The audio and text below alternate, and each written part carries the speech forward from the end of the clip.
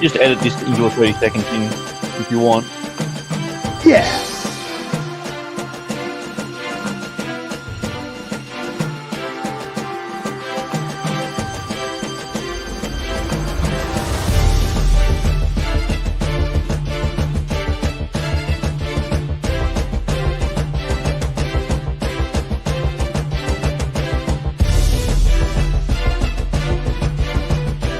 Lies, it'll be rough but memorable. You'll never forget. Hi, Teresa. Jumping on. She's been real busy lately.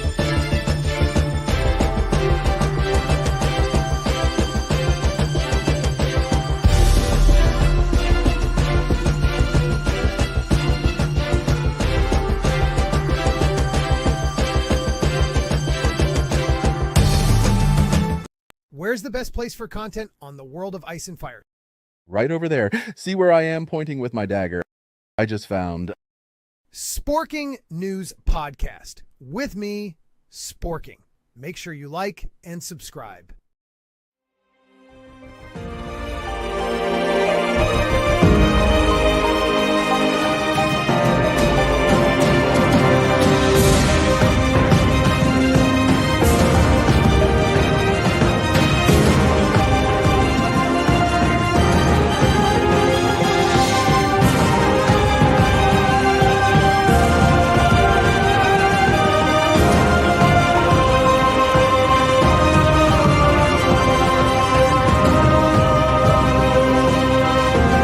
He's not here. That guy's not here.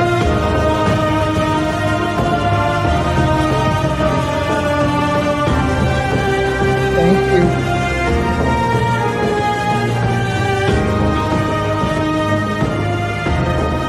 Yeah. Well, thank you, Reclaim It. Channel member. That's all.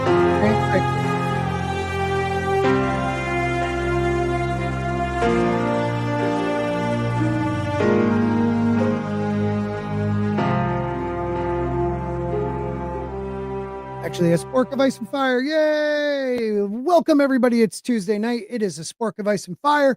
I'm in pain. My nose is all beat up. But I'm moving on. I'm going through it. I am Sporking, or Warden of the Spork, whatever. Lord Spork, your king, not your queen. And I'm here to talk Song of Ice and Fire, and other topics sometimes, which we haven't done yet. But we will once we get, more great casting news from, I don't know, Harry Potter and stuff like that, because it looks exciting. With me for a little bit, at least, is Mr. Grant Gregory. How are you, buddy? Doing good, man. Happy to be here and talk a bit of Song of Ice and Fire and those very nasty Weirwoods and their propagation of lies, and aren't they? I'm assuming so. I don't really know what the topic is, but I'm interested to talk about anything to do with the series. Well, I'm glad you're here. And if you're watching us and you're like, wait a minute, don't these guys talk about like aliens and ancient history and lost civilizations? We do. That's on Saturday night. On Tuesday nights, because, my channel's a lot like me, kind of whoop, there and there, a little ADHD. We talk A Song of Ice and Fire. Why? Yes, the books aren't finished. Why? Because we want to. And we will talk other fantasy genres or titles, but not yet. Like we have one I have it upstairs, but Adega Outlaw, I got two of his books, the lovely Tina Bojan sent me. I have the Witch one upstairs and this one. So go to Amazon and look up Adega, Adega, and support him. Content creator, good dude. Write our own books. Well, he did.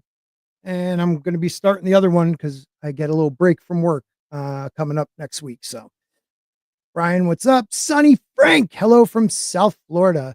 I bet you my weather was about yours. What was it down there? Today we hit like 60 something. And then in like 3 days, it's going to be in the teens, I think.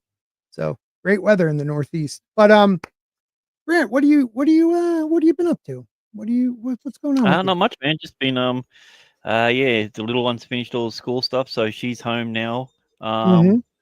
getting ready so she can go into actual, proper school, which is terrifying.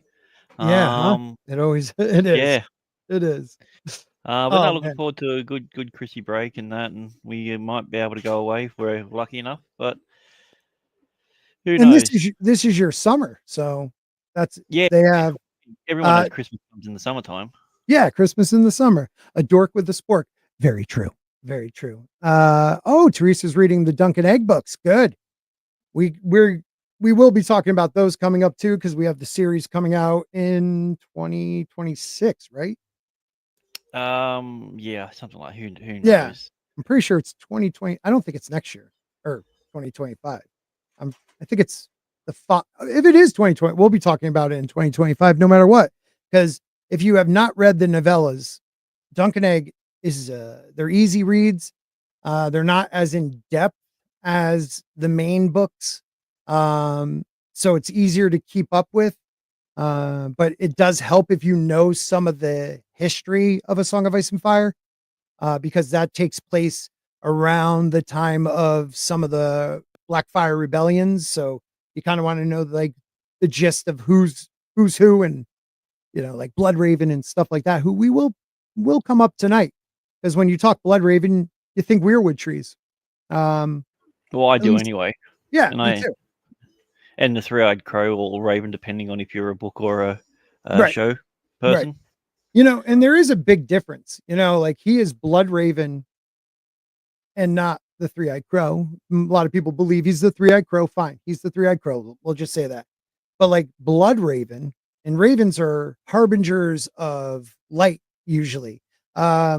Ancient Greek and Roman, like Apollo and Athena, the ravens were connected to them, and they were like, sun. Apollo is the sun god. Ancient Native American myths, quite a few have. Go ahead. They even had six. They even have six ravens in the Tower of London guarding the king's crown. Right. There was there's still six ravens there. And that now, even though it Really? doesn't serve the same purpose, but it was just something that was Did you watch it? Yeah. Okay. Well, we got a clearer image of what I believe was what we used to call the jellyfish one. Mm-hmm. It moves and rotates the same sort of way. Right. So it's just a lot of little drones flying together. Yeah, I really think, well, we'll talk about that Saturday. But I do have ideas of what they're doing. And we're looking for something radioactive. Reclaim it says you have an audible version of your book because my attention span is not existent. Well, That's what we are. The Duncan Egg cool. audiobooks, the first one, the Hedge Knight, is really, really good, and I just wish that the person who did that one did the other two. Oh, They have a different guy for this. have a two different others? one. Yeah, I'm not too sure if it was if the person passed. Like whenever we get the next books, we're not going to be able to get Roy Jack. Treese, which is Roy. unfortunate. Yeah. Yeah, Roy was great. He was a great narrator. He was just terrible at remembering people's name pronunciation. Oh yeah, he pronounced them completely different. There was one excerpt where he pronounced Daenerys's name. It was in a span of 1 minute, 4 different times. In 4 different ways? Yeah, in 4 different ways. Yeah. But, he's one of the greatest Shakespearean actors of our time. So they just went, we're just going to go with it. We're here for your voice, not your pronunciation. Yeah, the dude is awesome. Kirsty, how are you? Good to see you. Kirsty, let us know what you think about Weirwoods. You always have some deep mythology, but talking about the mythology, there are Native American tribes also. The raven actually like brought the sun or is connected. So ravens are connected with light. And if you look at Bloodraven's life before he disappears, it's all about the betterment of the realm. He will do whatever it takes to make sure the realm is safe. And I believe, a lot of people say the realm, but like the Targaryen line keeps going. And I wonder, once he disappears into the north or into the wilds, and they don't find him after that ranging, because you think about it, he killed one of the Blackfires after telling him he can come safely to the council for his, to put his name in the hat to be king. And he chopped the dude's head off the minute he got, he threw him in the dungeon, chopped his head off, and wanted to like present it so everyone will know, like, we ain't effing around. You have to have a legit claim from this family's line. Well, once Egg becomes king, he sends him to the wall, and within 6 years, he's Lord Commander. When he goes to the wall, the majority of his archers go with him. Like, that's how beloved he was with the people that knew him. The people that didn't are the ones that always spread the tales of his sorcery and this and that. Well, 6 years into his, 6 years in, a little after that, he goes ranging and disappears. And we're supposed to believe he's dead. Well, he's not. He is the three-eyed crow, we're told. I don't believe that, but he is actually connected to the Weirwood net. And like physically, he's plugged in. And the thing with that is, once you're plugged in, it is all the children of the forest green seers have become one with the net. It's their hive mind, and they're able to see from seed to the end of that Weirwood's life. So time is not linear. They could jump anywhere on that lifespan of a tree. So he would have seen at some point people talking about the destruction of the Targaryen line. So would he still be the guy who wants to save the realm? I doubt that. And that's what, because I always felt like you get bits and pieces of him in the book. Like, he comes to and he's like, oh, I've been called, I was once a crow. Yeah, I was a brother. He talks, and then he's the Weirwood guy. You get these glimpses of him, but I really think the tree is controlling or whatever. Well, okay, what do you think? Do you think it's a single entity, or do you think it's like a hive mind? Because we've seen people that have been encased in walls and stone and tree, like the House of the Undying. Right. Those people were a part of that. I'm not saying that's connected to the Weirwood network, but we don't know how it goes. And I mean, just looking at everything around, like the God's Eye and all that. Right. We don't really know what the network is actually capable of. We only know the smallest amount of the people who have interacted with it, what's happened. Well, like we do know. Oh, go ahead. Jamie just leant on a stump, and he's a guy that's got no connection to anything, no beliefs and all that. Yet he still was, dramatically affected by it. Right. Some Given people dreams. even speculate that was part of the reason why he started to do his redemption arc, because it's not technically him doing a redemption arc. It's just that small seed that thing implanted in him. Right. That, maybe like a sleeper cell agent. Right. And just to the Weirwood trees, like, so for me, Weirwood trees, I don't know if they're dead, but I don't think they're living. I think they're somewhere in between. And that it would work the same way of the House of the Undying. Literally, it's within its name. It takes the moisture from the ground, but like the shows don't dictate how it actually looks. It's like bloody red hands as leaves and faces that cry blood.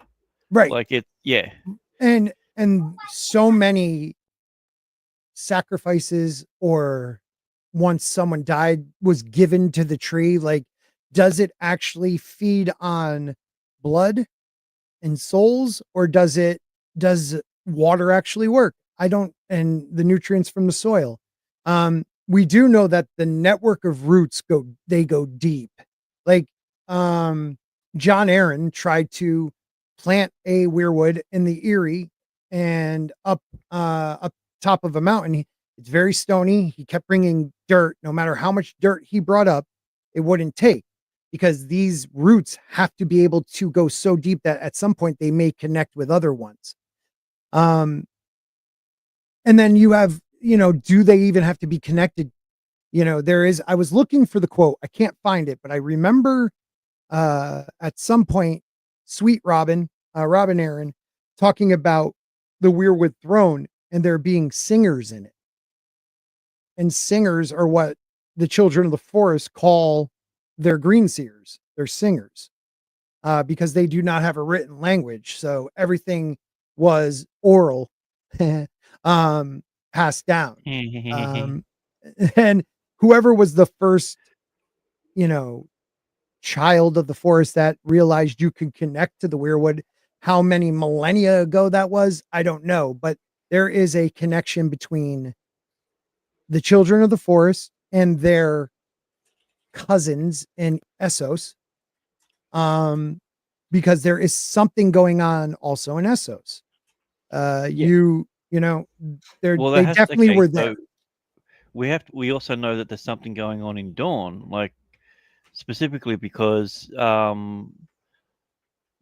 or Tower of Joy flashbacks to going to there. Mhm. How is that even possible? Right. Can you go Now, anywhere at any time? Then why don't they go to Old Valyria? Why do we never right. see anything of that? Now, have we seen flashbacks of Dorn in the book though? I know Ned has a fever dream and he goes back to the Tower of Joy, but I don't think only the show showed us that. I don't think the books have gone there yet. But I don't I feel doubt. like, I feel like when that thing happened in the show, I was already ready and prepared for it. Mm, I don't know. Hold on one second. I So want to the find this. the the quote that you're looking for, I know it's in one of the Sansa 1 or Sansa 2 chapters in Feast for Crows. So Wait a minute. Oh, is it? Okay. I yeah, was something looking like for that. something a little different. Yeah, There's also because Arya gets the kindly man and Arya talk. because And he says that it was carved years ago by singers. Is what he says. It's not that he hears singers, but it was carved by okay. singers. Okay, I missed that. Can you find the quote Arya and the kindly man talking about the doom of Valeria? Because there's an important thing in there that shows you that I believe the children or their cousins, I forget the name of them. They ride the zebras. Um, they were involved in the doom. Um, uh, I don't remember that in the books. yeah, yeah. They're definitely it's definitely in there. He's telling him or he is telling her about the first faceless man. And he was in the under the volcanoes, the 14 flames. That's where the first faceless man gave the gift. And it was to actually a slave he gave the gift to. And she gets mad about that. And that whole quote is very important. At least I believe it's really important. Uh, and then I'll find the If only I little knew zebra beforehand, I guys. would have got it prepared. Yeah, I know. I'm sorry. If anybody in the chat knows where that is, I'd feel free to let us know. But it's definitely in there. It's probably in one of the last. So yeah, he explains to Arya about the faceless men are originating before Bravos was founded during the time of Valyria Freehold. They began in the volcanic mines beneath the 14 flames. Yeah, but it's all about With the quote. slaves from countless nations. Among these slaves, someone found a new kind of mercy, a death not offered as cruelty and release from suffering. This act of mercy was given without a face, so the other faceless men were born. Yeah, it's the quote itself, how he talks to her. There's important stuff that he says. Like if you can find it, the quote itself, does it say what book? I'm not too sure because it's Oh, just all notes. okay. So I'll have to find that one because it definitely is like an important way he says it. That because I believe like the Weirwood trees. First of all, the idea that they're the good guys, that's a lie. They're not. They're not, and gods probably not.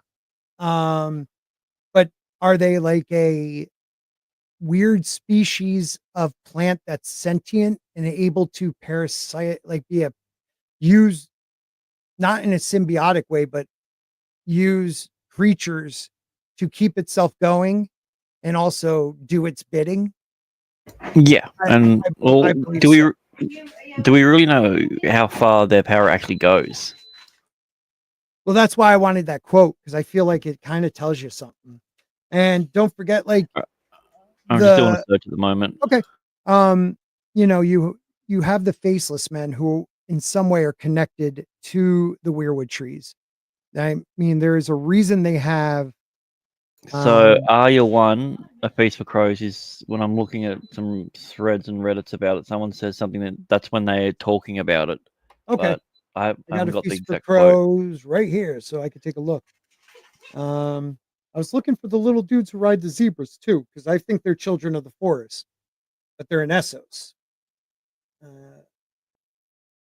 It's just they've been in Essos so long that they evolved differently. And George makes it abundantly clear, depending on where you are, humans, they evolve differently. Like the North, they're more stout and light of skin, and Dorne, they're darker of skin. And you know what I mean? So, like, he definitely takes that into consideration.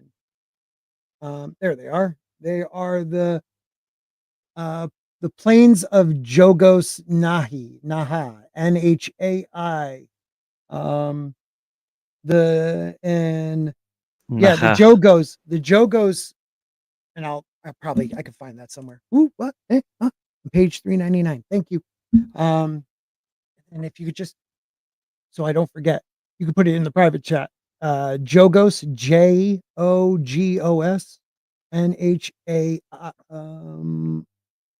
Nhai. We'll show a picture of those little bastards. All right. So she said, and I'll bring it up so everybody can see it.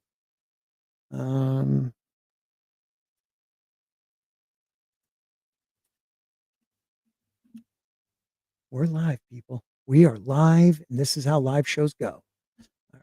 These for crows. And we will find Aria 3. That's Aria 1. Looks like 2. Holy crap, where's Aria 3? Oh, maybe that is Aria 3. All right, jump to this one.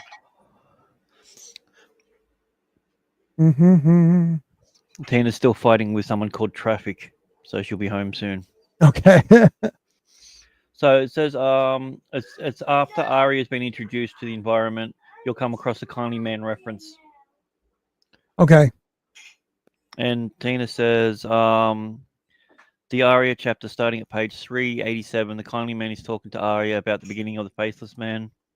On page 339, Arya drew back from him. He killed the slave. That didn't sound right. He should have killed the slave masters. Yeah, here it is. I believe I might have found it. Because Bring it up. Well, the pages are definitely different on this one, but I will bring it up. Hold on. We'll find it together, everybody. I wasn't planning on talking about this, but I think it's kind of important, even about the Weirwoods, because the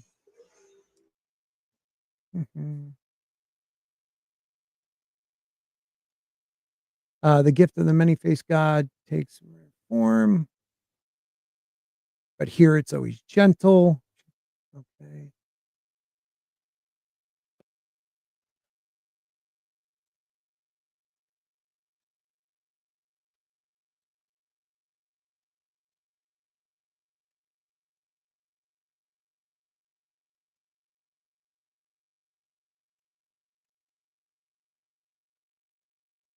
We will find it. All right. If you see anything that jumps out, let me know. Because I didn't see another Arya that far out. No.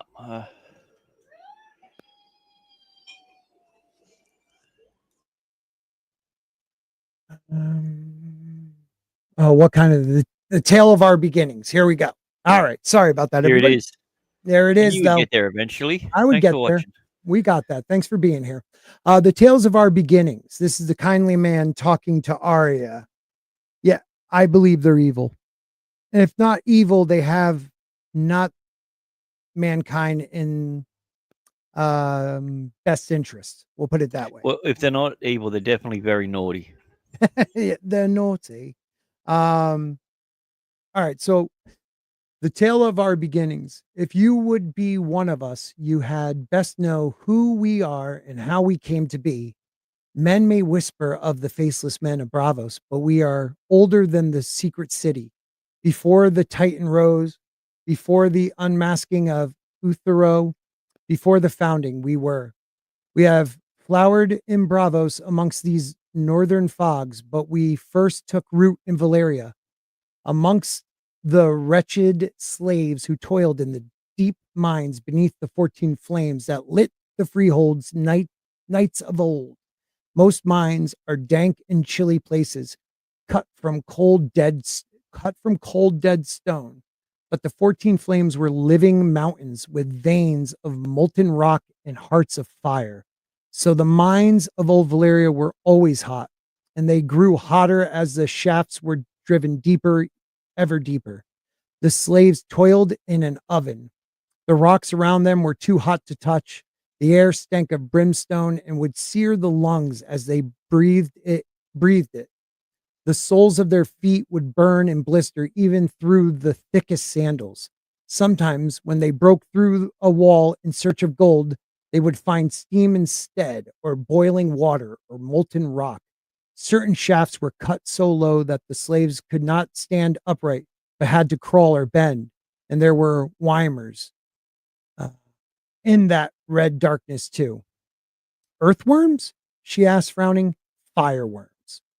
Some say they are akin to dragons, for Weimers breathe fire too. Instead of soaring through the sky, they bore through stone and soil. If the old tales can be believed, there were Weimers amongst the 14 flames even before the dragons came. It's still just the word worms. It is worms? Yeah. I guess you're right. Damn it sounded cooler. Worms amongst the 14 flames. Okay. The young ones are no larger than that skinny arm of yours, but they can grow to monstrous size and have no love for men. Did they kill the slaves? Burnt and blackened corpses were often found in shafts where the rocks were cracked or full of holes. Yet still the mines drove deeper. Slaves perished by the score, but their masters did not care. Red, gold, and yellow, gold, and silver were reckoned to be more precious than the lives of slaves, for slaves were cheap in the old freehold. What is red gold? It's not often referred to. Right. I don't think we hear it ever again, do we?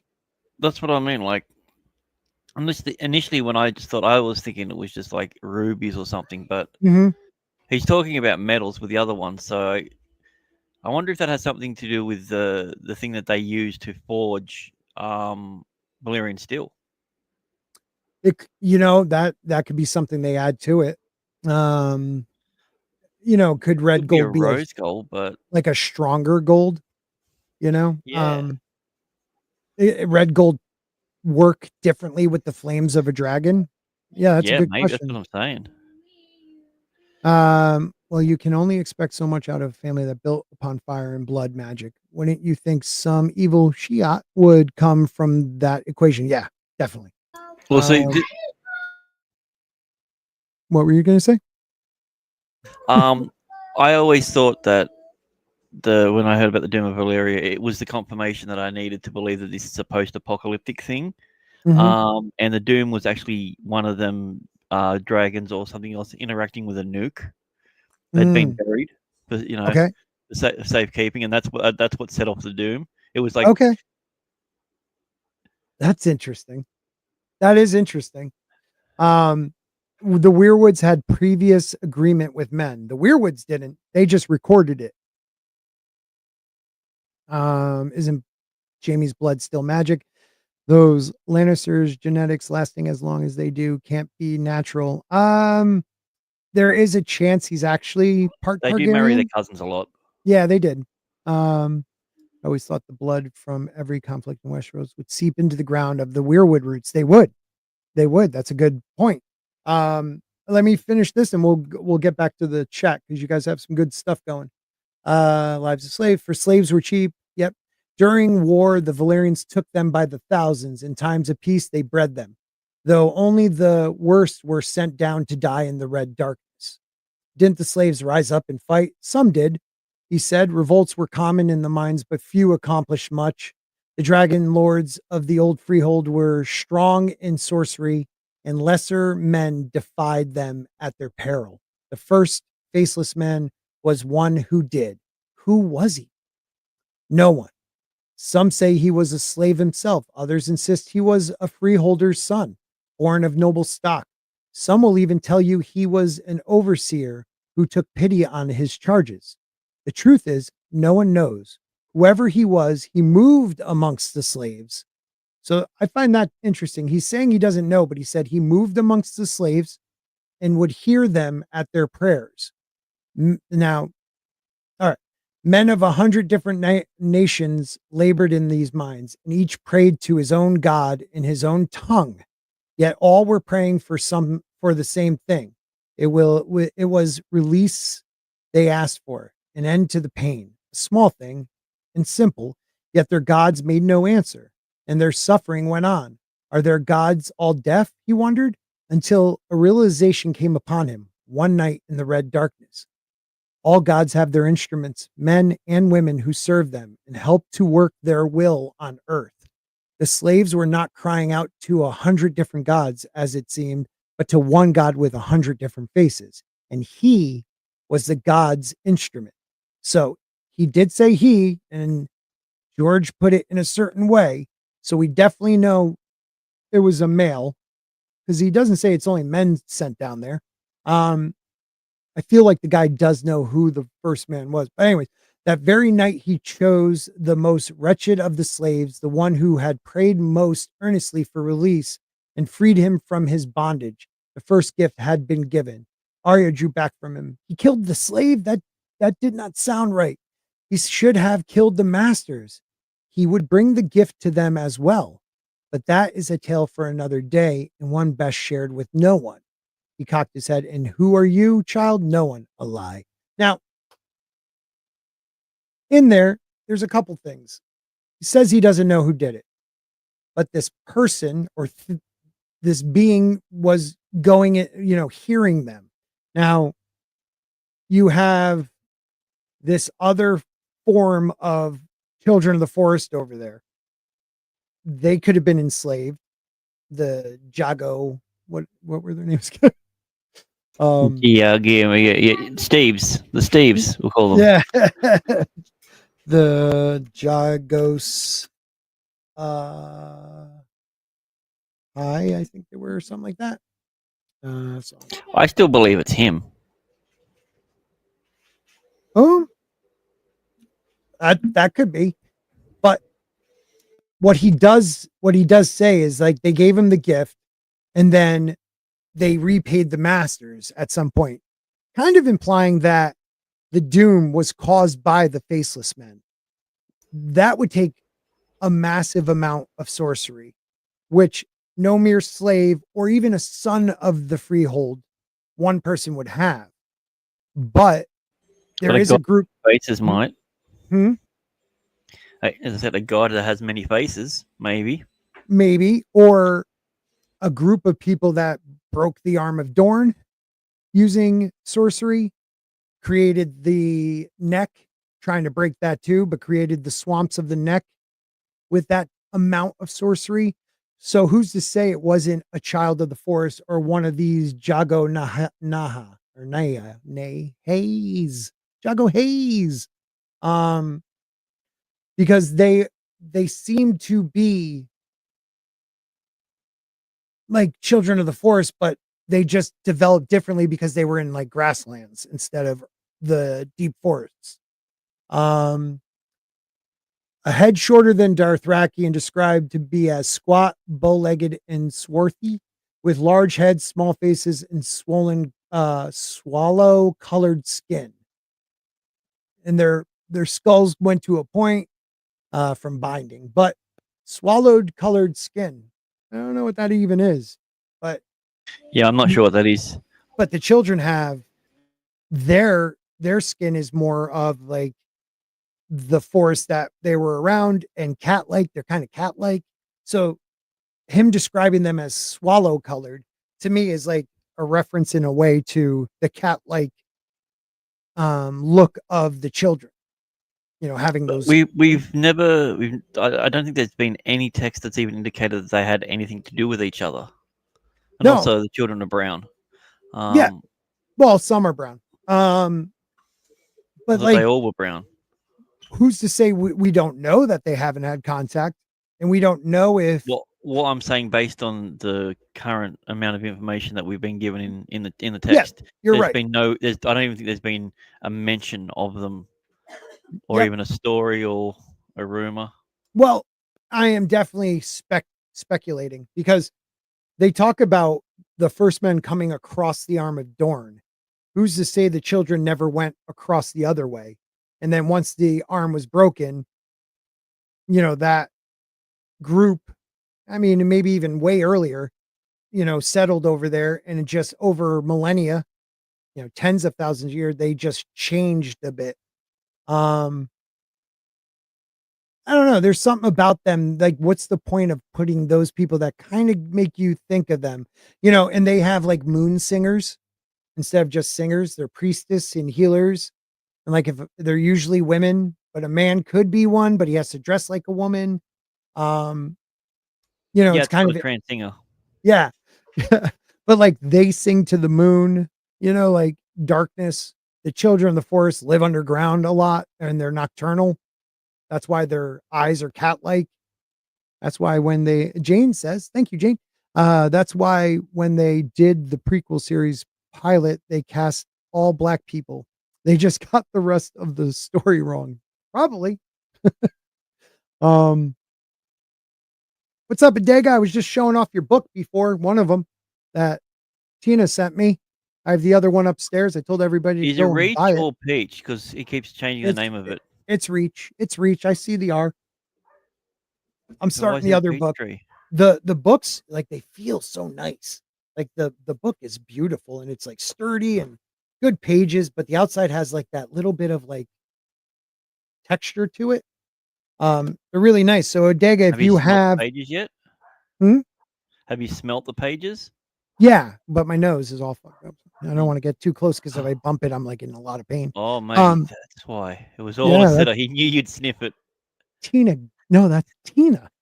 Oh, Tina. Tina gave me this freaking bacteria, whatever. And she's not here when you're suffering from it. Okay, that makes more sense. But Adega, you have a wrench, so put your link to your books in the chat so people can check it out. And thank you everyone for being here tonight, wherever you're watching. YouTube, Rumble, or Twitter. We'll keep an eye on the chat. We're talking about the Weirwoods. They're lies. They're not good. They're not good. I don't think they're alive. I don't think they're dead. The roots are like the only thing that truly matters with a Weirwood, because like you said before, there could be a stump that can affect somebody, like Jamie when he put his head on a Weirwood stump. I feel like the house of the Undying, some people believe there's Weirwood tree growing in the bottom of it. They don't need sun. I mean, there's a Weirwood tree and it's supposed to be pretty damn big inside the rock. Well, no, in Castlery Rock, and the one in the wall, the door. That is a Weirwood. It's not just a door. It's a Weirwood tree, but like there's one growing in Castlery Rock. The heart of a Weirwood is a person. Each one of them that's in there is a person that was either sacrificed or whatever it was, and that face is the torment of what it is. Because we've seen it in the House of the Undying, where people, all they wanted to do was to die. Basically, they were permanently in agony. Mm-hmm. So in the House of the Undying. Oh yeah. I mean, in that house, you go in there, you drink from that pool that's poison, but it's a gentle, you fall asleep, you're dead. They take your body and you become part of the wallpaper. And you become part of them in a way, just like the Weirwood. Like they take your face, they become part of you, and they can like actually like take on characteristics of the person, some of their memories, just by using sorcery and applying their face to theirs. Which you have to actually go through this whole process where you first take your own face off. It's not just glamoring and things. There's deeper, darker stuff. But some people believe that in the House of the Undying, there's actually a weirwood in the basement growing. There's something with the weirwood tree there. Their door is, one side is weirwood, the other side is the shade of the evening tree. Yeah, the poison one. Right. And they're dual, they're like polar opposites. They're like like a yin and yang. Yeah, yin and yang, perfect way of putting it. You have the weirwood tree, which on the door has the ebony colored half moon, I believe, on the white weirwood, and then on the black shade of the evening tree has a white moon with the weirwood. So like they actually put pieces on the other one, and the tree is black with blue leaves, and then you have the weirwood that's red leaves and a white tree. One supposedly shows you the past and the future, the life of the tree. You can actually see the truth. The other gives you hallucinations that aren't true, but could be. You know what I mean? Like they're so opposite. My question is, why hasn't anyone tried to like drink the sap? I always why haven't we wanted seen that it? too. I wanted that too. Or like eat the leaves, smoke the leaves. Yeah. Steam some cabbage in the leaves or something. Yeah. For something that's like that. Right. And what happened to the ones that were all chopped down? Well, those were turned into different things, like doors. Well, we know one of them was a throne. Yeah. There's another castle, I believe, has the wood. There's one up on the wall. Yeah. That has some. Yeah. Yeah, like instead of the stone, like the support beams and stuff are made out of weirwood. I believe there's like a weirwood desk or chair we hear about too. Like it's a very prized material because it doesn't rot. It always just stays the way it is. So why I mean, if it was me and I was, let's just say in charge of Driftmark, that's what my throne would be made out of. Right. But like, think about it. Like, if it was ever living, at some point it should rot or decay, but weirwood planks, Well, the only way wood can survive is if it gets petrified. Right, but it doesn't turn to stone wood because it doesn't look like stone. Yeah. Right. So like, why is that? That's kind of weird. I don't know.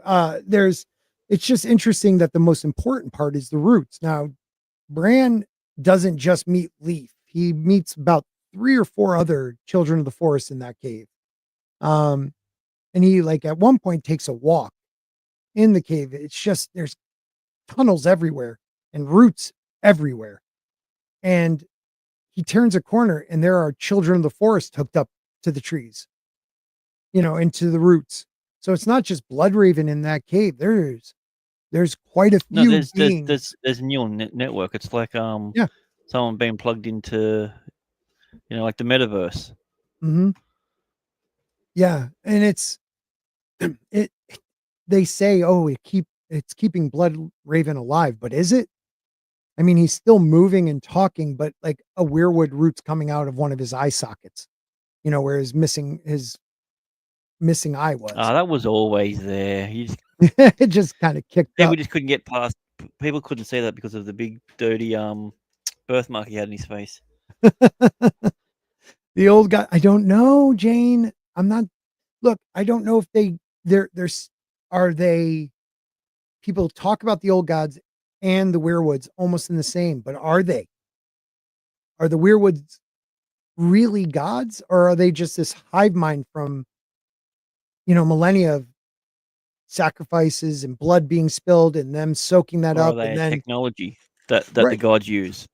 Right. And then did the gods give the children of the forest, and then the first men that got the power, the green seeing ability, and the Weirwoods adapted it into their own. So that's how they're able to see ahead and back their lifespan. I don't know. How does the tree provide nutrients? Like, he doesn't look good. It's not like if he unplugs, he's going to be able to walk out of there. It's growing through him. So, Does he even atrophy? like, is he a puppet? Like we were saying, I don't know if you were there when we were first talking about it.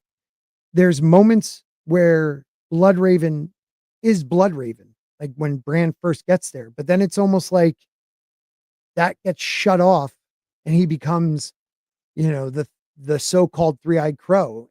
It's almost like somebody else or something else is controlling that part of his thought process, because the Bloodraven we know would have done anything he did. I mean, he went to the wall because he murdered a Blackfire to protect the realm, and he took it like a man and went to the wall. But once he hooked up into the trees, he realized his family was destroyed.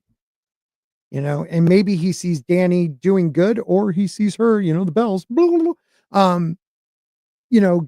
Does he now, like, everything I did for this Westeros, and what did they do to my family?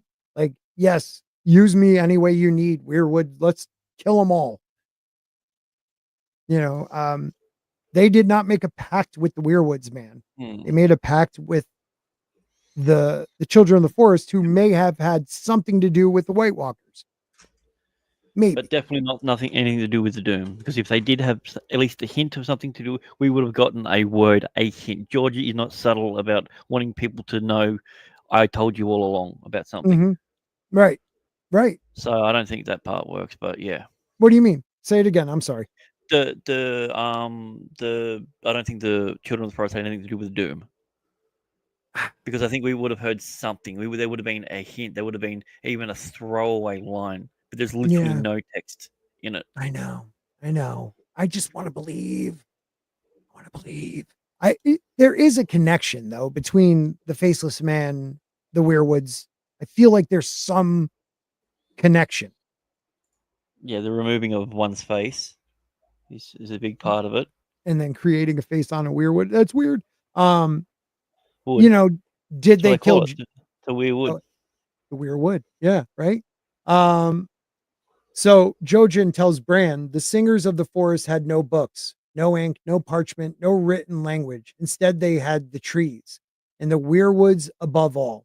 When they died, they went into the wood, into leaf and limb and root, and the trees remembered. Into leaf. Right. Leaf. Well, Jojen's had a similar journey. When he died, he went into Bran. We think, right? But he Delicious. Listen to that again. When they died, these are like the singers. When they died, these are beings that could see visions and they have abilities. When they died, they went into the wood, into the leaf, limb, and root, and the trees remembered. It's almost like they gave the trees the gift of this foresight.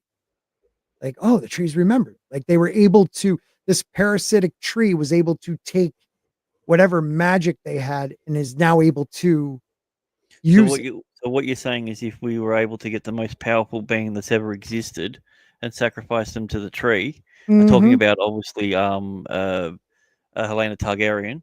Right, of course. Yep.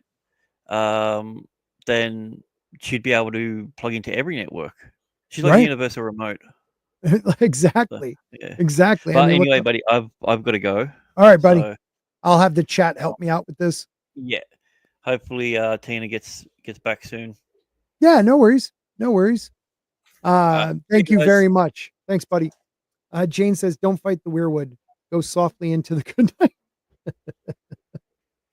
Oh, man. See my nose, man? It's all red and boom. Hurts. I got some weird thing on it. Zombie, I'm not putting the one about your chair. That was weird. Magical wood. Yeah. Targs have their magical steel. The North has magical wood. Yeah. I mean, it's true. they also have the ability to warg by taking that from others. There are a couple cool, like Reddit ones that talk about the trees. The one I was going to share is way too long for tonight. But I did want to bring this one up that is from a guy named Renly Likes Menly. That is awesome. That is awesome. Sorry. That was really funny to me. Let's see. All right. Significance of weirwoods and shade of the evening being opposites. It's not too long. So, weirwood trees have white bark with red sap and leaves. Shade of the evening trees are black barked with blue leaves and blue sap. Weirwoods are found in the Westeros, while shade of the evening trees are found in the east, Essos. Both produce a liquid of some sort that heightens supernatural senses. And I was just about to say, but he wrote it. Weirwood paste, as seen in the last brand chapter in A Dance with Dragons. They definitely have the blood sap, of the tree in there. And maybe Jojen. And I'll blow this up a little bit better so you guys can see it. There we go. Hopefully you can see it a little bit better. Weirwood paste. Yep. Brand eats. And shade of the evening consumed by the warlocks in Euron, which give them like purple lips. Weirwoods were revered by the children of the forest and by extension the first men, while the Harthine warlocks seem to revere the shade of the evening trees. They do. So these seem to be complete opposites that share similar qualities. Red contrasts with blue, white with black. They share the characteristics of heightening supernatural senses. Now, I don't know if this person's going to put it, but the opposite again happens. One shows you what is and has happened. The other shows you these weird visions of what may happen, but in a very trippy way. I mean, like, Danny has visions in the House of the Undying. Aeron Greyjoy, when his Euron forces his brother to drink Shade of the Evening, has these crazy visions of the past and the future, but will Euron be the one he thinks he's going to be? There's a vision of him in a full black suit of armor, which is most likely Valyrian steel. Like, there's a lot that happens with Shade of the Evening, but it may be something that's true, but it's very 1960s acid test compared to 1990s Bill Gates Weirwood tree. The Weirwoods are connected with the children of the forest, and in the show, one is evident at the conversion of the first men to another. So perhaps there's a connection. I don't want to go there. Could the shade of the evening tree be connected to the Lion of Night in Essos culture and his demons? Oh, Gina, what's up, buddy? Hello, hello. Hello. Sorry. What's that? Sorry I'm late, but I've been listening the whole time. Yeah, no worries. Thank you for being here. I'm just going to see what the chat is saying. Jane says, I think the Faceless Men are a lot like Euron in that they are pulling power from many different religious sources. I mean, the Faceless Men tell you hundreds of gods, but with one face. So, yeah. That makes a lot of sense. Yeah. Kirsty says, I started thinking that weirwoods could be mulberry trees connected to silk, worms, cocoon, rebirth, and the leaves are heart-shaped.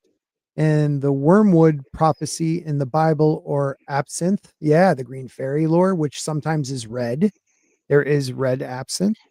So that's interesting. Jane says death. Death and the woods leave limb root remembered by the trees. Yeah. So what happened first though? The death, and then the blood going into the trees, causing the tree to remember. So this parasitic tree then took the power of these green seers, and maybe that's what gave them the vision, the ability to see their whole lifespan. the tree's lifespan. Like these trees are parasitic. And Gotcha. So that you're saying that the Weirwoods didn't come first. They well, evolved possibly with the blood of the green seers. yes, they had an ability to, they've always had the ability within them, but the green seers, I believe, unlocked it. Oh, okay. You know what I mean? Like, taking the blood of whoever made them stronger. But once they were getting green seers have visions of the future. Well, somehow the trees now can see the future and everything, Oh, and then having the weirwood paste helps with the green seer seed. So it's almost like a It's symbiotic a, relationship yes, in a sense. yes, it is life and death cycle. They open up the eyes of new green seers now with the sap that was once old green seers. That's cool. And that's why it's red. Because it Makes is sense. sap, but it's the blood of these green seers. So now what do you think? Do you think the tree is keeping Bloodraven alive for a good reason? Or is it, because like there's roots coming out of his eye, like I don't know if I want to say good or evil, maybe just for self-preservation. It's mhm, keeping him alive until Bran comes to fill his place or someone comes okay. with the ability to fill its place. So I don't, it's hard to say whether that's necessarily good or evil or just Well, is. yeah. And it could be just is, but it's one of those things also, you just kind of put it there too. It's only keeping him alive to get Bran. Right. Like once Bran is locked in, and will he then perish? Um, that's interesting.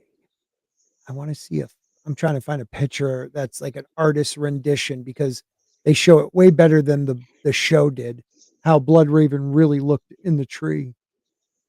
This might be a better one here. I'll just share this after I finish reading a bit of this. Um, yeah, I don't know if the Shade of the Evening is connected to the Lion of Night, but another idea this person had is that they may be the, what is that word? Interfusion? If Ifquavron? version of Weirwood? Ifquavron? Is that just I'll saying, have to look that up. I yeah, have no idea. I've never seen IF, this word before. IFEQU? IFEQ. Yep. Evron, version of Oh, Weirwoods, and can provide a similar weir net seen by Bran and Bloodraven, though there is no evidence of these trees in northern Essos near Ib. Okay, okay. so The whatever that word, however you pronounce it, Ifquavron, they're also called woodwalkers, and they are a vanished race from A Song of Ice and Fire who once inhabited the dense forests of northern Essos. ah, I don't remember seeing the word before. yeah, me either, but they're a being. Ooh, it's a Dothraki word for the people that Ah, once lived in the forest. oh, okay. And that's all it is. They were magical, or they had powers, or They let's see. Some believe they were extinguished by the Albanese when they were conquered. Yeah, the North Forest shunned the lands. The Dothraki shunned those lands either out of reverence for the Woodwalkers or fear of their power. mm-hmm. Um, Oh, woodwalkers were small, shy gentlefolk, children of the forest, maybe. Like that there would is make sense because that's oh, apparently the word in Dothraki means those who walk in the forest. yeah. And it does say many maesters believe that the woodwalkers, will say, were kin to the children of the forest of Westeros. So There you maybe I go. was wrong putting those Jogos as the kin, or maybe they are some type of kin, but these guys definitely were kin of the children of the forest. For most, a bunch, many maesters believe this. Um, that's Oh, interesting. and that's what, and apparently this Vas Lacy is a ruined settlement of carved trees. Oh, okay. And we don't hear what trees they are. It does not give a tree, a specific type of tree. Okay. I'm going to read this little history of them.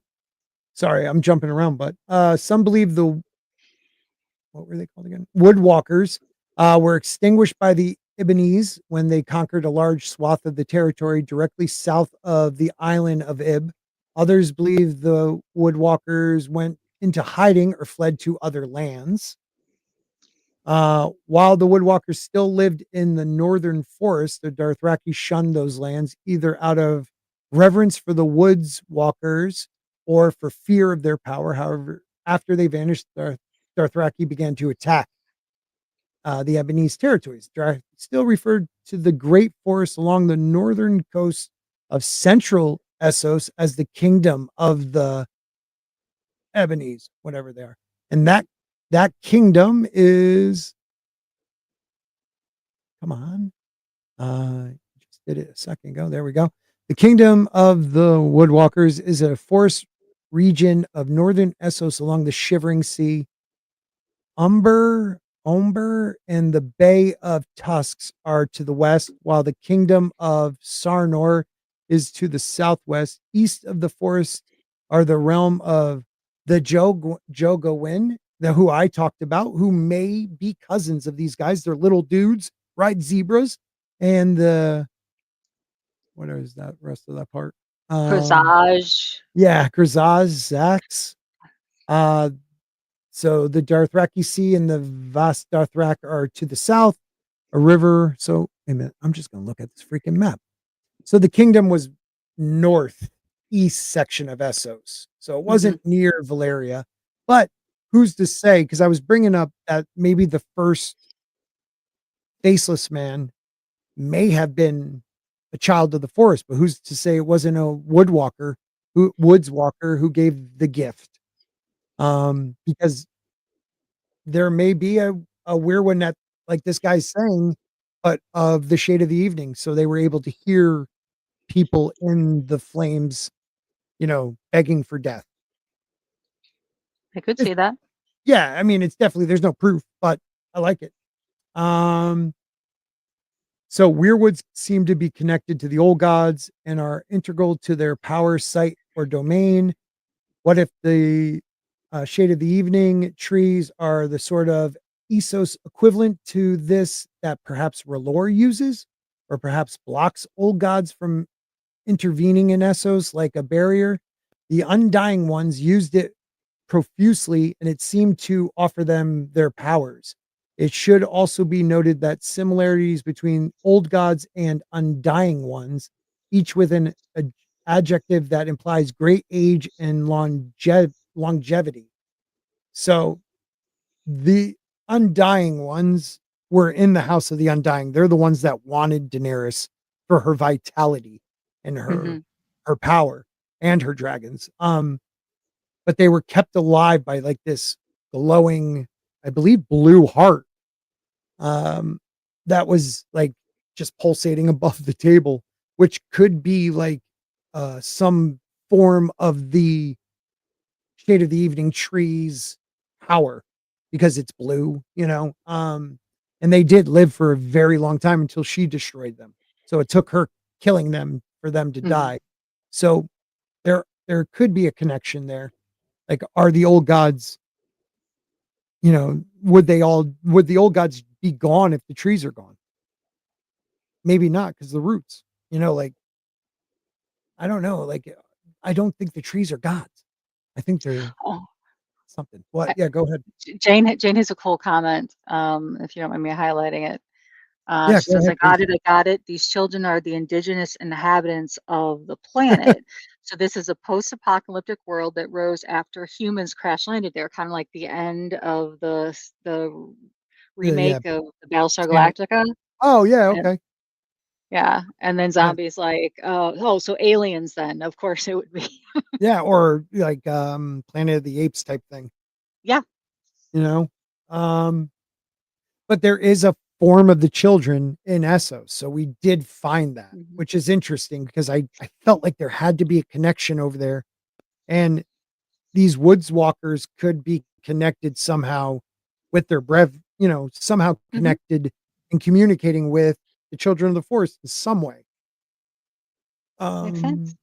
Yeah. The similarities cannot be merely coincidence. So what do you think? Blah, blah, blah. Yeah, personally, but believe the idea Euron is the book's stand-in for the Night King and hope he engages with Bran in some sort. Well, we do have a belief that Euron was like also courted by Bloodraven. He does talk about flying and stuff like, you know what I mean? Oh, okay. Yeah, he talks about like being a bird and flying and something about like I want to say like fear of slamming into the ground. So like, and he's always been chasing that. And did Bloodraven give him a chance and he didn't do what Bran did and open up his third eye? So by using Shade of the Evening, that's his way of opening his third eye. I could see that, and maybe that's also why he thinks he has a natural connection to the dragons Mm-hmm. because then he could fly. Right. Yeah, it could Not be thinking also. he could physically himself fly or warg, but he thinks that he can control the dragon. Yeah. Yeah. Zombie, I'm confused too, but I'm sound like I'm not. Uh Gurma is far past oh yeah, we know. We know. We know. It's all right. He's gonna get the next book out. Maybe the Green Seers began this process by sacrificing themselves and or their dead to the trees. No, I believe that. Yeah, it's definitely the word of the day.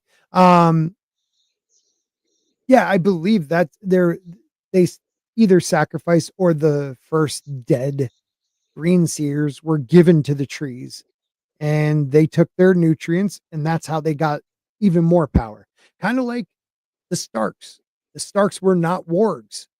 But when they killed the Ward King and took his daughters to bed, Mhm. they became wargs, you know? So maybe.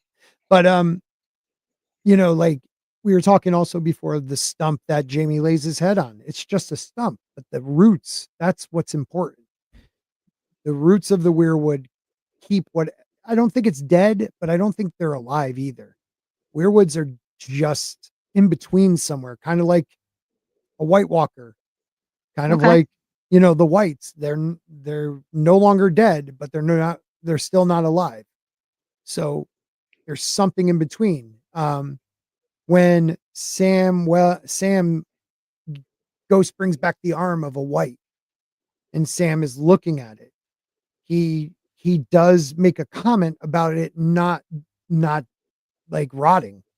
So Right. just like the trees, the whites don't rot. Once they are turned white, they're that's what they are. They're stuck right there, And don't and they like turn to almost stone the older they are after the werewolves die? Not turn to stone, but like hard like stone. oh, a weirwood tree. Yes. Yeah, there's like one that's half dead, in somebody's cat near somebody's godwood, but they don't turn petrified, but Hmm. they don't rot either. Right. So the wood is very valuable. Um, You can people even pay a make lot of beds money. out of it that could Yeah, even give some Targaryen princes dreams. Sure. right, right. That too. Yeah. But they have used it in certain castles, have it as like their support beams in the castle. Like there are places where it's been used for building and it doesn't rot. Well, something that alive eventually breaks down, except for Right. stone, and weirwood. Weirwood is something else. It's not alive and it's not dead. So it has to be something in between and it has this crazy power. Um, and it had to get it from something. There are no trees with red leaves that are parasitic, but there are red leaf plants that are. I think that's where George kind of got the idea for the red Oh, okay. leaves. Yeah. Um, are we back to this? I got it. The children. Oh yeah, I already read that one. That's awesome. Or you read it. Thank you. Uh Don't make Scott start talking about aliens again. Yeah, that's a different show. That's Saturday nights. Make sure you come by and check it out. Thank you for everybody that's watching right now. I appreciate you guys. It's it's a small community, but I freaking love this community. Um, you guys are great. So Kirsty says Valerian spelled valerian was a sleeping herb from real history, and Valerians were said to be shepherds. Valeria's 4 sleeping dead, a hell or 7 hells, and a shepherd's were guides for the dead to underworld. Yeah, I love how deep Christie goes. and it's not just from history. I take valerian root every night to help me Oh, yeah. sleep. Oh, yeah. That's true. I make it into a tea. So it's mommy's special drink is what the kids Oh, would call it when they were growing up. Because I didn't want them to drink it because I didn't know like how it would affect kids. Because right. most herbs are really only for adults. But yeah, so Yeah. it was always And mommy's special drink. when you add opium to it too, a Well, little yeah, I crazy. mean, of Yeah. course, yeah. And some gummies, round it all out, make sure I don't wake up in the morning. So yeah. Kirsty wants to know if it's good. It tastes like feet and old socks. I'm sorry, it Hmm. smells like feet and old socks. But after a while, you can get used to the taste. So like now I don't even notice it. It's just what I drink. But like the kids are like, "Oh, mom, stop." Um, the whites don't rot, but of course we know they can reanimate the dead. Well, the whites are the reanimated dead. The White Walkers are the beings of ice. The whites are what they reanimate, and they don't rot either. Like, I mean, he definitely gives us that nugget from Sam. Like that arm was chopped off or ripped off, and Ghost found it. It was dead for quite a while, but it has not rotten at all. Now it could be the cold, but Mhm. I think he's giving us that for a reason. Um, thanks, Zombie. I appreciate that. Criminally underrated. I believe I am. I'm awesome. Um, there was other stuff I wanted to touch on it. What are you doing, Mrs. Sport? What are you doing? Just giggling? Say hi everybody to Mrs. Spork. Hi, Mrs. Fork. Tina says hi. Hi, Tina. Um, there was other stuff I wanted to bring up. Dang it. Oh yeah. So, we go back to the pact, right? Let me bring that up. Because I find the pact interesting. Um, oh, this cat. Yeah, hi. Oh wow, so big now. Oh, Stanley's huge. Are you giving me rabbit ears? All right. Let's put this back up there. mom's in a poking mood. The pact of the Isle Faces was a treaty that ended the war of the First Men and the Children of the Forest, an event that took place more than 10,000 years ago. The pact came to be after the First Men and the Children fought each other to a standstill, and the two races agreed to peacefully coexist. It was entered into by the Green Seers and Wood Dancers of the Children of the Forest and the chiefs and heroes of the First Men on a small island in the middle of the large lake, the God's Eye in the Riverlands. The children, and I always believed that the God's Eye Weirwoods are not connected to the net. They're like their own servers. Oh, They- interesting. Like the God's Eyes, I believe somewhere someone says it's a deep, deep lake. And I almost want to believe like there's a reason it's in the middle of that lake. The Isle of Faces in the God's Eye they're separate. So no other tree, like they know the pact and what was done there. And that's Mhm. why people like Howland Reed, went there for a while. And when he left, just happened to go and bump into Lyanna Stark and get to know all the Stark brothers. And all of a sudden is involved in some of the most major moments of, Robert's rebellion, Gotcha. like, So like he's on a mission in a sense, but he may not know it. or he does, Oh, we haven't seen him. that's true. I He- mean, we don't really know a lot about him. no, we know that his friend and Lord was beheaded, and he sends his son, who's a green seer, and his daughter just to meet Bran. He doesn't send forces, Right. nothing, like his men are like attacking in, they are attacking people trying to cross the neck. So they are helping out somewhat, but why isn't he showing his face? There has to be a reason. Thanks, guys. Oh shit. Jesus. Andy from Zombie Box Reviews. That's 100 pounds. Holy crap, man. Thank you so much. Right? That's pounds. Yes, sir. All right. He's from the Isles. A little something seeing that YouTube has more or less shadow banned your channel, and I know how hard it can be to make a living when they do this. Yeah. Ever since they demonetized me and then I got monetization back, it's people don't get notifications.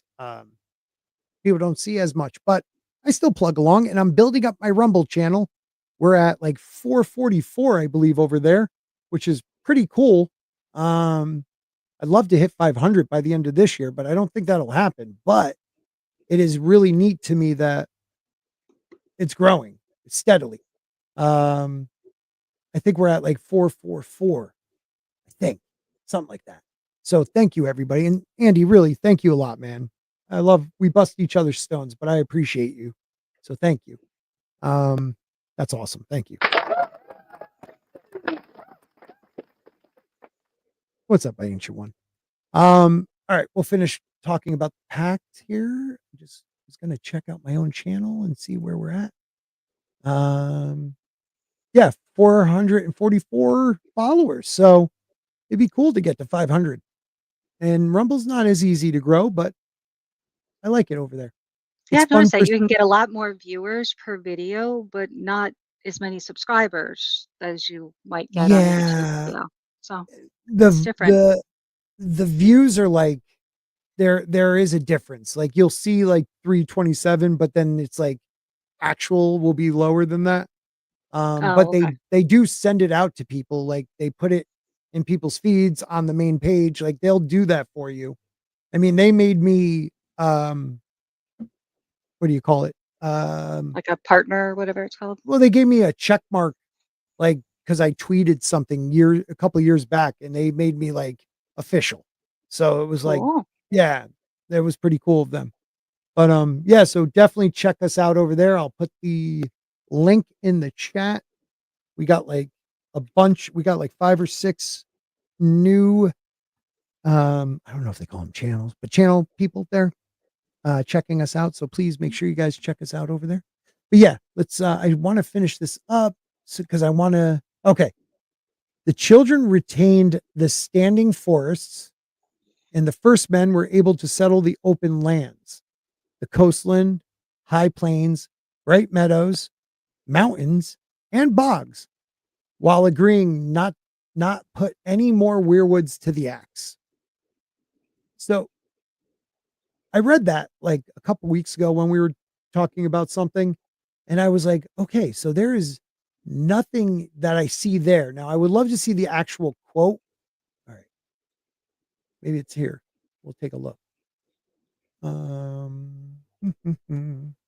Because there is no, I thought they were also had to take the old gods as their gods, but they didn't. Like the first men just decided to. Oh, gotcha. Yeah, it says in the middle of the paragraph, the first men eventually adopted Right. the old gods. Yeah, right there. So it wasn't people. I always thought, okay, the pact made them like not cut them down anymore and worship them. No, they just Mhm. started to worship the old gods. So that is nothing that the children actually maybe wanted. We don't want you guys praying to our God.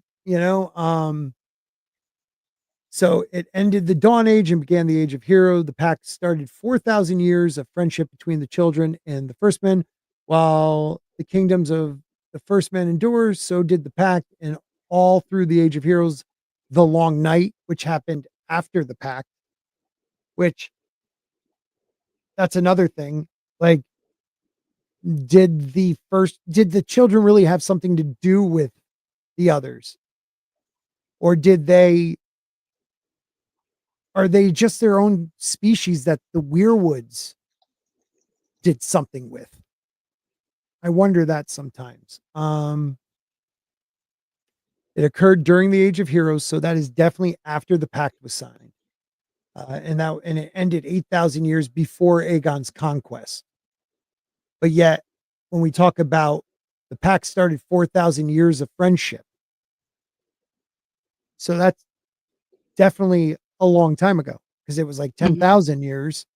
So it only went for 4,000 and then the children kind of disappeared. Once probably the Andals showed up too. So they disappeared from the land, being seen. We don't get to see them again until Bran, bumps into them. But did they really have something to do with the others? Are the others their own species? People try to say that the others appeared when Dany's dragons appeared. We know that's not true. They were, Craster for decades have been sacrificing his sons to them. And I mean, didn't the Night's Watch had that, three Right. three sounds of the Blast. horn Right. right, thank you, Blast, to signify seeing the Yep. others, and that happened. They couldn't have already existed at the same time that Dany's dragons were born. No, and people thought they went dormant and then came back, but like at that time, but let's not forget, I mean, they kill Waymore Royce way before her dragons are born. Mhm.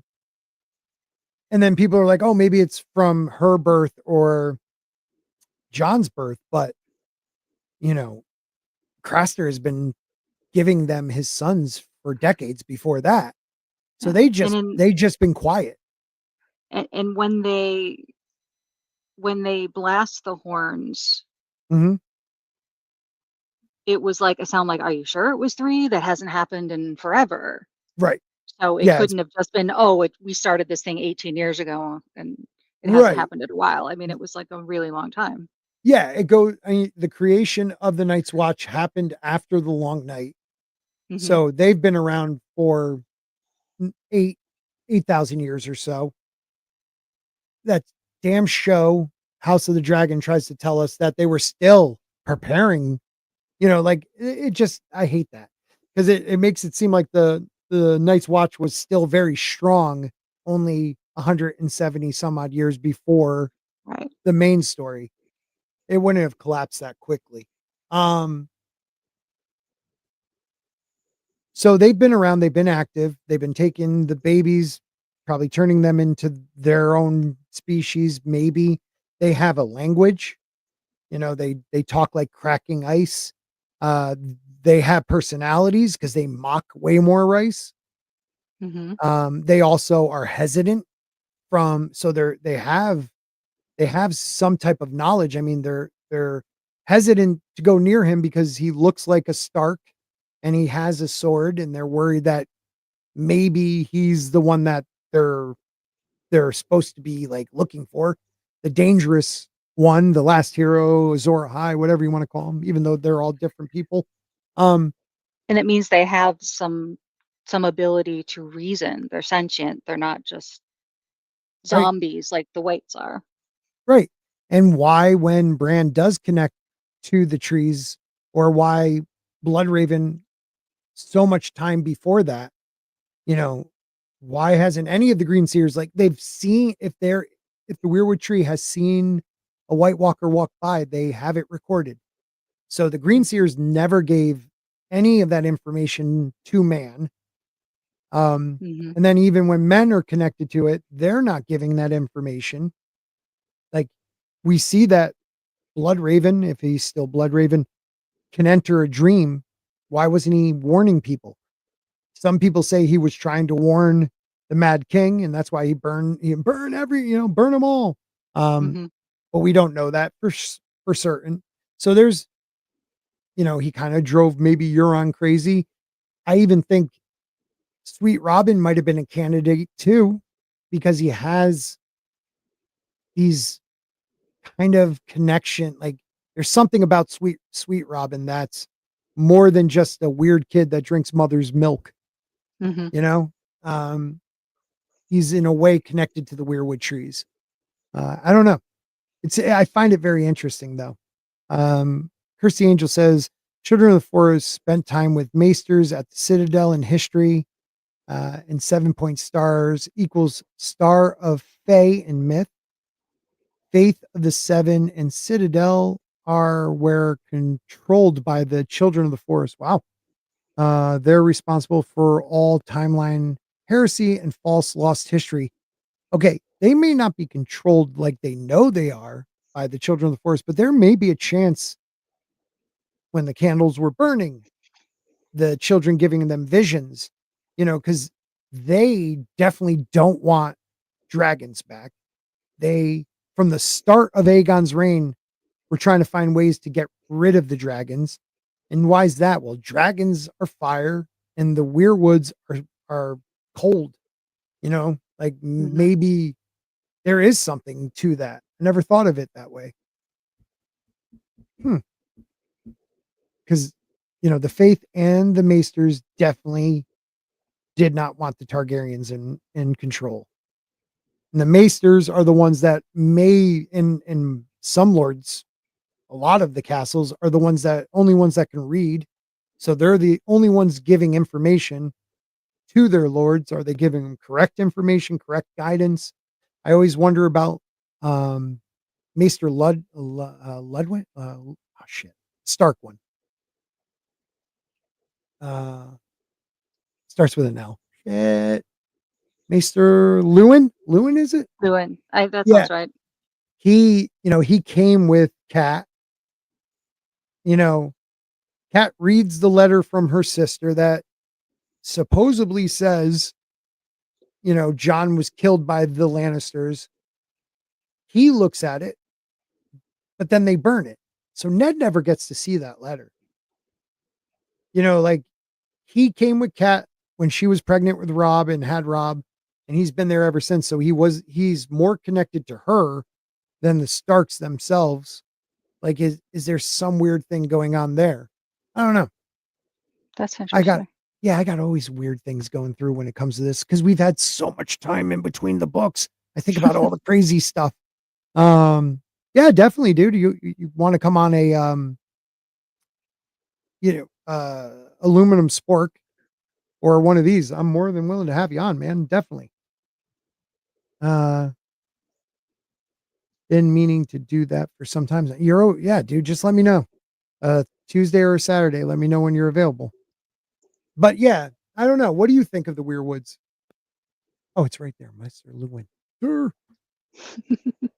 It's right there. For me, it's really, really hard because I'm starting to question if any of the gods from the religion are good, or are they almost kind of like the Norse gods? They're always fighting. Right. And so the people, their followers, are just kind of cannon fodder in a sense. Yeah, no, that's I like the idea, and it's been used in other stories that a god is only as powerful as the number of followers that they have. Right. Yeah. So the more they have, the stronger they are. mhm. I do like that guy's idea that R'hllor is connected to the Shade of the Evening, like the Great Other is, or the old god, which I believe is the Great Other, is connected to the Weirwoods. I just want to show some video for my boy here.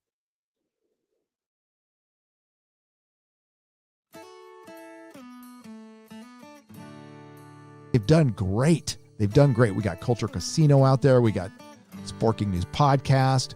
We got author Stephen Walton. We've got Lorena Creel. We've got Vigilante Williamson. We got Jake D.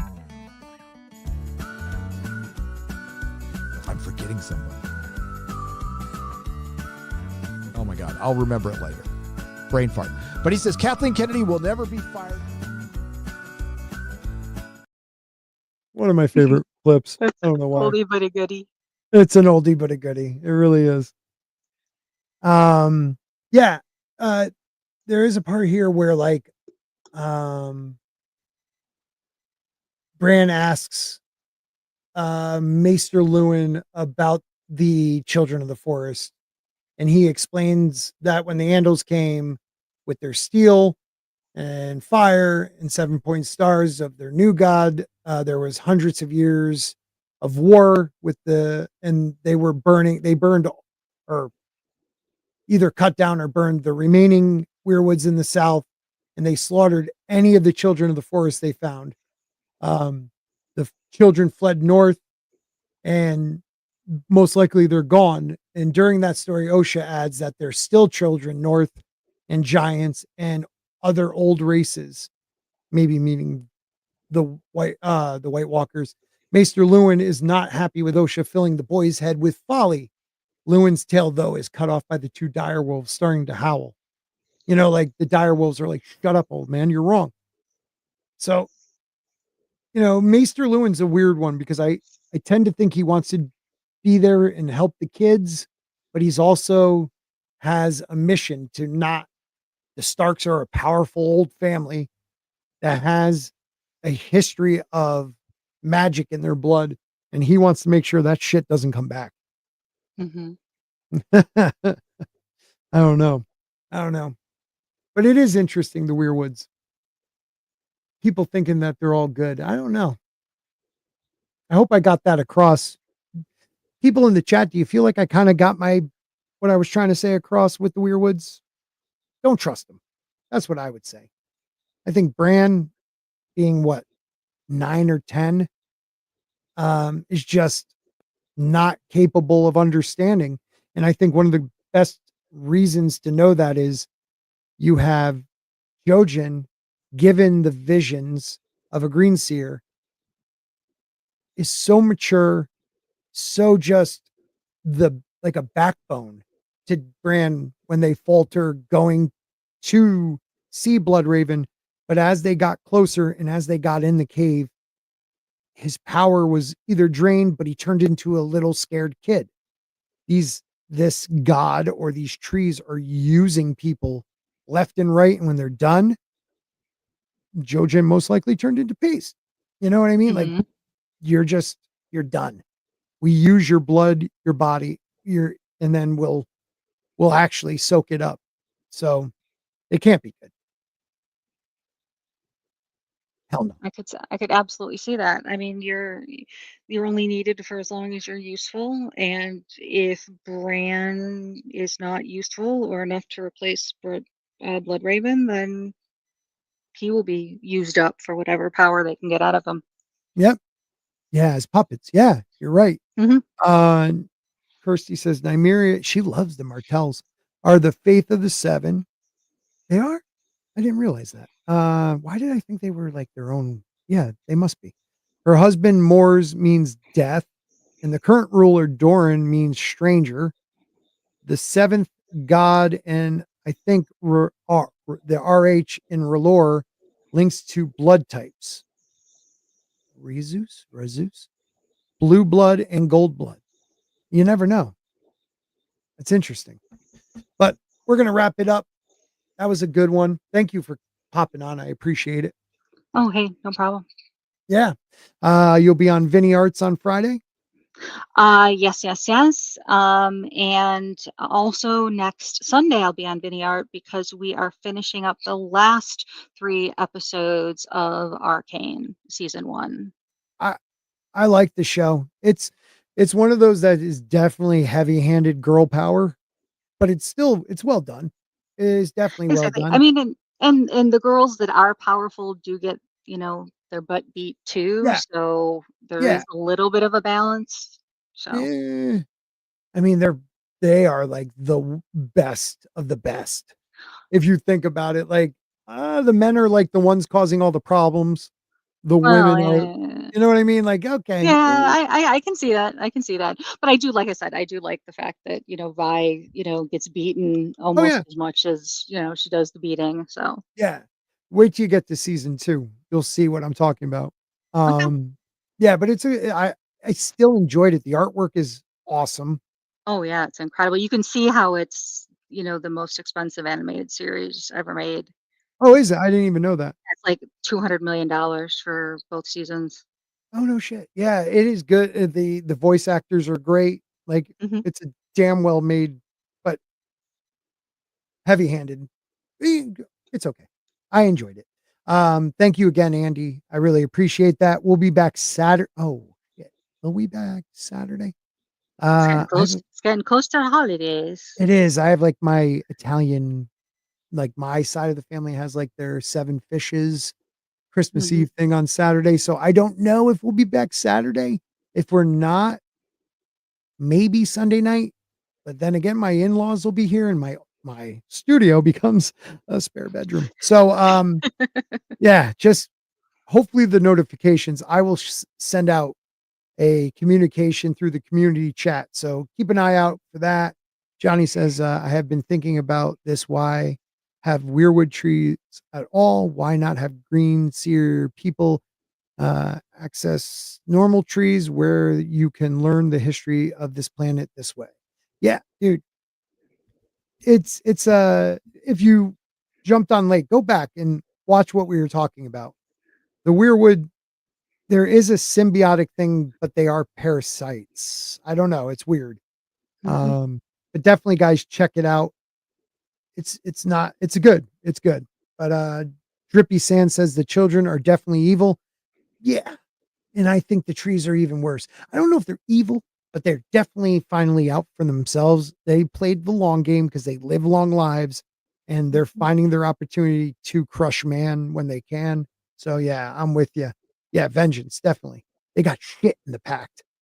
I mean, nothing. They got the deep woods, and then all the mankind got everything else and just didn't have to don't cut down trees. That's it. That's it. Yeah. I don't know. But thank you, Drippy Sands, for being here too. They couldn't win the short game. Yep, long game.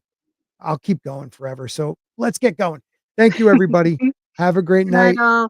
Have a And good we, holiday if we don't see you over the next couple weeks, folks, because I yes, do know that it gets busy this time of year. So, it does. But we'll try to find something. And even if I jump on myself at some point, I will do that. But don't forget, this is Where's the best place for content on the world of Ice and Fire? Right over there. See where I am pointing with my dagger? I just found Sporking News Podcast with me, Sporking. Make sure you like and subscribe.